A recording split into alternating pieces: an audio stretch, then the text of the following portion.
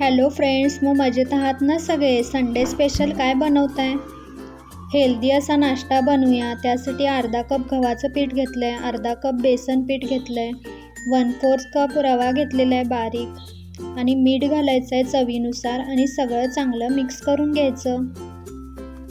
सगळं असं चांगलं मिक्स करून घेतलेलं आहे. आता यात अर्धा कप पाणी घालून याचा एक बॅटर तयार करून घ्यायचा. अशा प्रकारे सगळं भिजवून घेतलेलं आहे. आता याला 15 ते 20 मिनिट रेस्टसाठी ठेवूया. आता एका तडका पॅनमध्ये तेल घेतलेलं आहे 2-3 चमचे आणि हिंग घालायचे आहे, जिरे घालायचे आहे 1/2 टीस्पून, कढीपत्ता घालायचा आहे, हिरवी मिरची घालायची आहे, ढबू मिरची एक घालायची आहे, कांदा आणि कोथिंबीर पण घातलेली आहे. सगळं चांगलं भाजून घ्यायचं आहे. 1 चमचा लसूण घालायचे.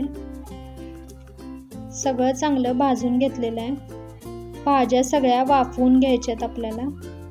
सगळ्या भाज्या 2 मिनटं भाजल्यावर सगळं बॅटरमध्ये घालून घ्यायचं आपल्याला. 15 ते 20 मिनिट झालेले आहेत भिजवून. आता यात पावभाजी मसाला आहे, 1.5 टेबलस्पून पावभाजी मसाला घातलेला आहे. तुमच्याकडे जर पावभाजी मसाला नसेल तर तुम्ही सांबर मसाला किंवा किचन किंग मसाला घातला तरी पण चालेल. कोथिंबीर घालायची आहे भरपूर. सगळं चांगलं मिक्स करून घ्यायचं आहे. आता यात घट्ट आहे ना, हे पाणी घालायचं आहे. यात नीर डोसा कसा असतो ना त्याप्रमाणे पातळ करून घ्यायचं आहे. बघू शकता तुम्ही कन्सिस्टन्सी.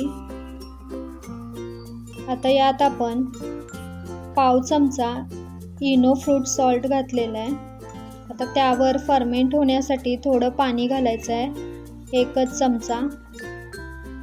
आता सगळं एकाच डायरेक्शननं चांगलं फेटून घ्यायचं आहे, म्हणजे आपले मस्तपैकी डोसे तयार होतात.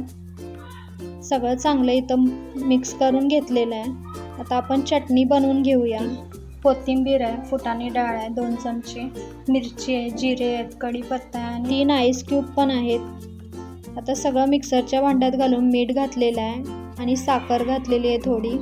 पाणी घालून याची चटणी करून घेतलेली आहे. आता डोसा घालून घेऊया.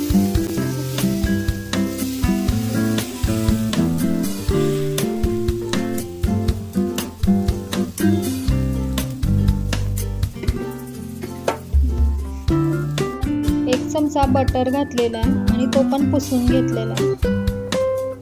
माझ्या रेसिपी जर तुम्हाला आवडत असतील तर लाईक, शेअर, सबस्क्राईब नक्की करा. एक साईड झालेली आहे, आता दुसरी साईड पण चांगली शेकून घेऊया. मस्त हेल्दी डोसा आपला तयार आहे. चला तर मग कोण कोण ट्राय करणार. चटणी पण सर्व करूया. मस्त जबरदस्त हेल्दी टेस्टी नाश्ता तयार आहे. चला तर मग पुन्हा भेटूया अशाच नवीन रेसिपीसह. तोपर्यंत खुश राहा, मस्त राहा आणि खात राहा.